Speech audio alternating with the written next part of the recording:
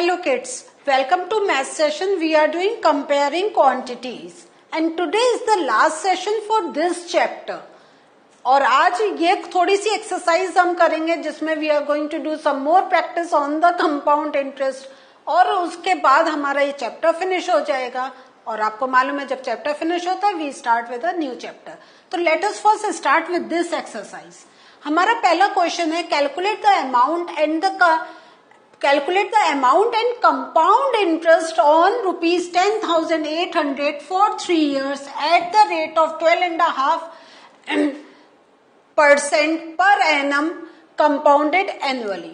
तो क्या है ये, दिस इज द हमारा पी का value, this is the time period and this is the rate of interest. है या नहीं है?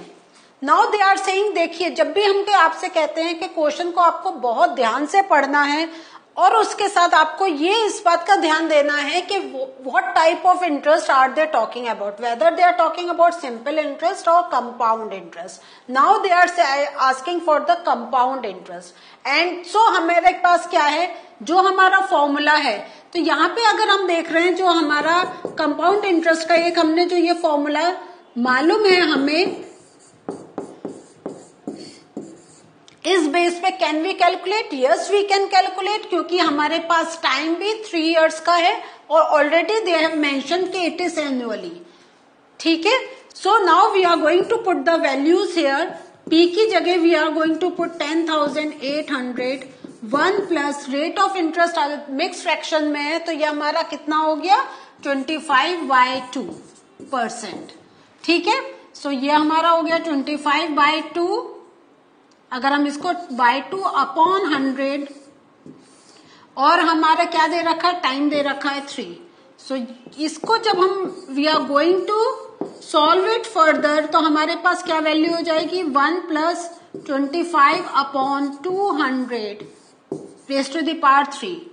Now further when we will solve तो हमारा हो जाएगा 10,800 225 upon 200 raise to the power 3.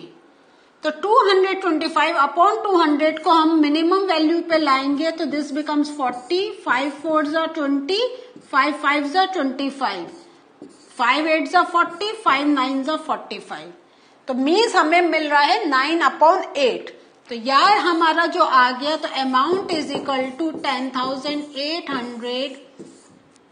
ठीक है, और ये हमारे पास जो आया 9/8. तो 9/8 raise to the power 3. This means 10,800 into 9/8 into 9/8. Clear? ये सो नाउ क्या है, अब आपको देखते ही पता चल रहा है कि ये पूरी कैलकुलेशन अब हमें करनी पड़ेगी. तो what you need to know, अब क्या है ये कैलकुलेशन अब आप लोग करेंगे खुद. उसके बाद आपको मालूम क्या इसमें उन्होंने कहा है कि calculate the amount and compound interest. तो यहाँ जो सॉल्व आप करेंगे जो आपको आंसर मिलेगा that will be the amount.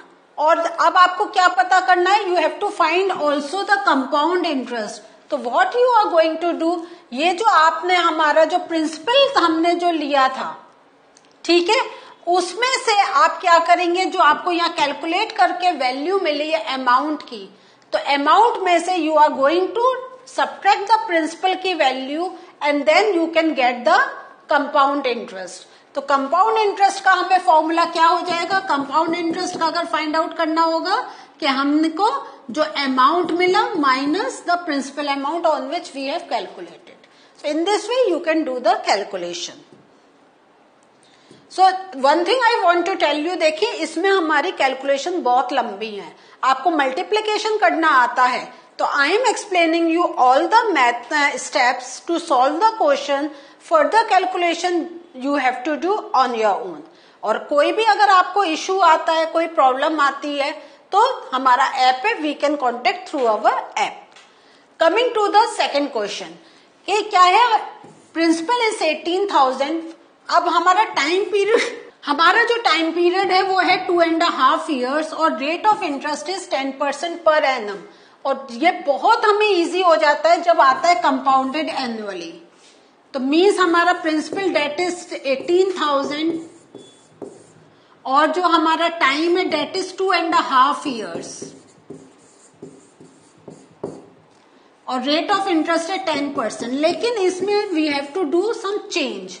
अब हमें क्या होगा, क्योंकि एक तो हमें क्या है, हमें जो हमारा ये फर्स्ट क्वेश्चन का सेकंड पार्ट है कि we have to find out the amount as well as the interest amount. तो अमाउंट निकालने के लिए तो हमारे पास बहुत इजी फॉर्मूला है, ये हमने रख लिया। Now what is the thing, 2 years तो हमारे पास कंप्लीट है ना, this half years, how are we going to do the calculation for half years, वो अभी आपको बताएंगे। तो पहले हम कंप्लीट 2 years का निकालते हैं, तो this will become 18,000, 1 plus rate of interest हमारा 10 है अपॉन 100, और first we will calculate only for 2 years। तो जब हमने इसको कैलकुलेट करा तो 18,000 और ये हमें सॉल्व करके हो गया 110 upon 100 raise to the power 2, 0 0 cancel. तो इसका मीनिंग हुआ 18,000 इंटू 11 अपॉन 10 इंटू 11 अपॉन 10, ठीक है, क्योंकि हम ये रेज टू द पावर 2 है, तो हमारे 2 0 कैंसिल। अब आप इसको जब कैलकुलेट करेंगे तो आपके पास जो वैल्यू आएगी, डेट वैल्यू विल बी क्या होगी, you have to do the calculation कि हम कैसे आएगा, हमारा 180 इंटू 11 इंटू 11, तो दिस मीन्स 121 इंटू 180। तो 121 इंटू 180 की जो आपको यहाँ पे वैल्यू मिलेगी, ठीक है, उस वैल्यू को we are going to put further, और हम उसके बाद क्या लगाएंगे, सिंपल इंटरेस्ट का formula, that is P into R into T upon 100।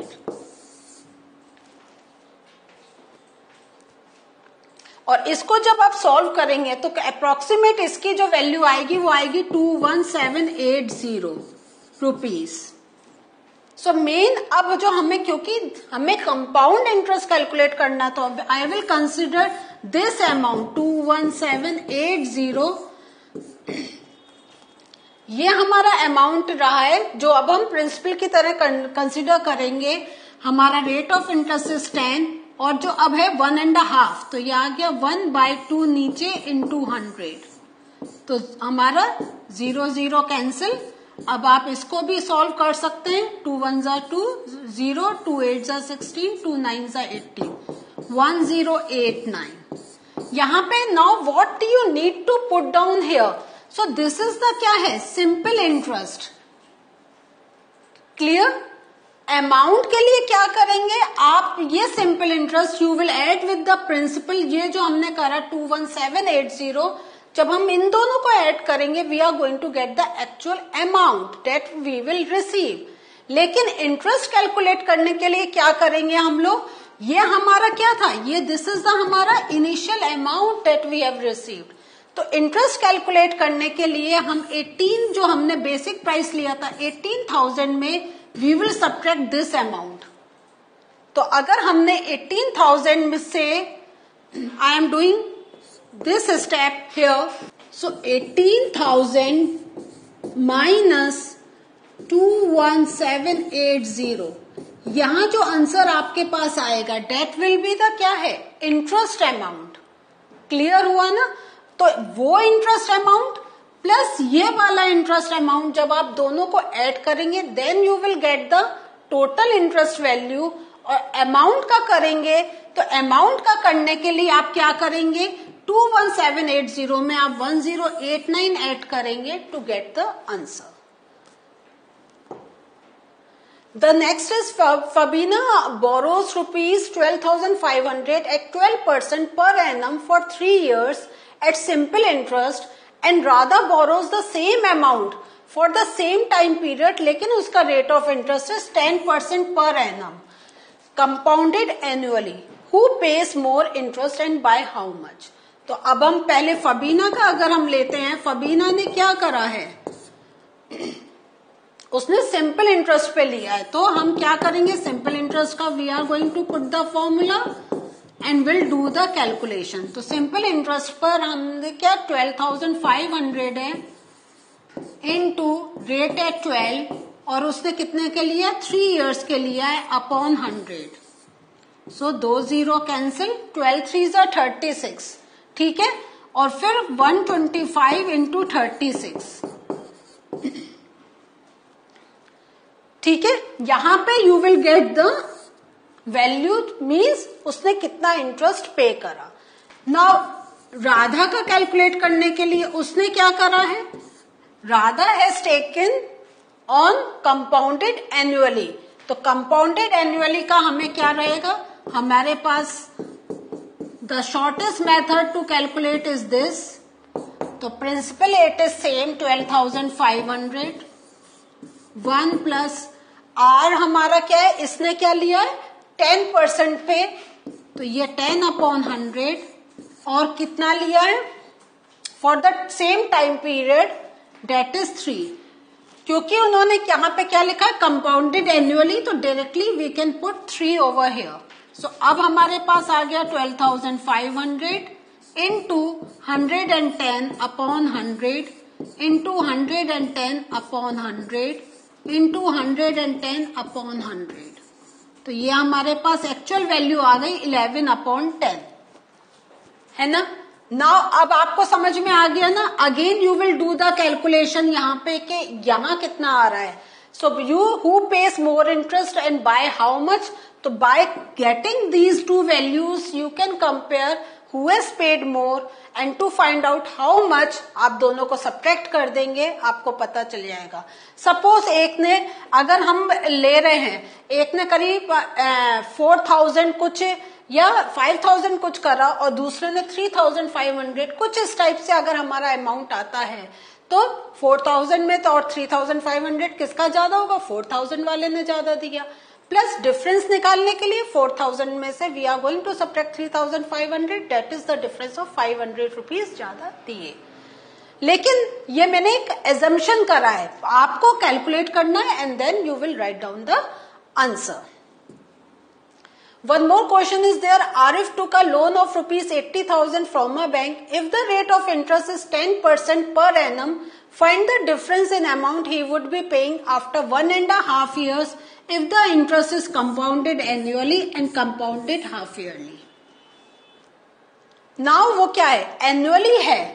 Annually के लिए आपको मालूम है, how are you going to do? It is 1.5 years.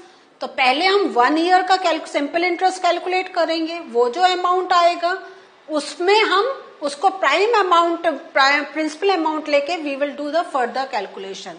लेकिन कंपाउंडेड हाफ ईयरली में हम क्या कर देंगे, एन की वैल्यू विल बिकम 3, ठीक है। सो अगर हम फर्स्ट केस ले रहे हैं तो कंपाउंडेड एनुअली, कंपाउंडेड एनुअली में हम सिंपल, फिर हमारे पास रहेगा सिंपल इंटरेस्ट वाला formula P into R into T upon 100। Now principal उसने 80,000 लिया and the rate of interest is 10।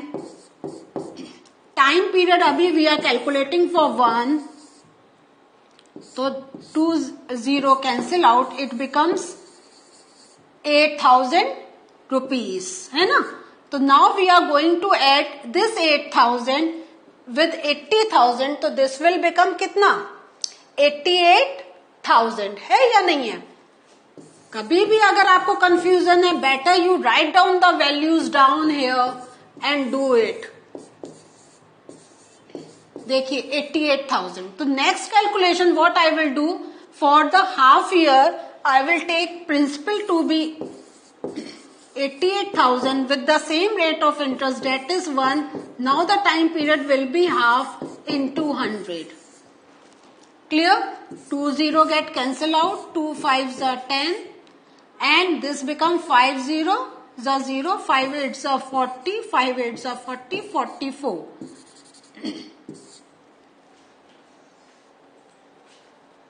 So now the interest is coming out to be 4,400. Is this thing clear to you?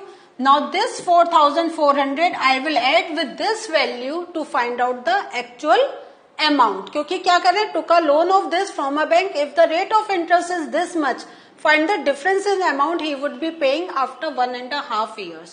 So to find out how much he is going to pay, I will add 88,000 with 4,400. And then we'll do the further calculation. लेकिन compounded half yearly के लिए second part के लिए what I will do, I will use the formula A is equal to P1 plus R upon 100. तो principal is 80,000. 1 plus rate of interest is 10% upon 100 और ये आ जाएगा मेरा n की value will become 3. Why? Because this is 1.5 years compounded half yearly. This means 1 year का we have got 2 calculation and half one more.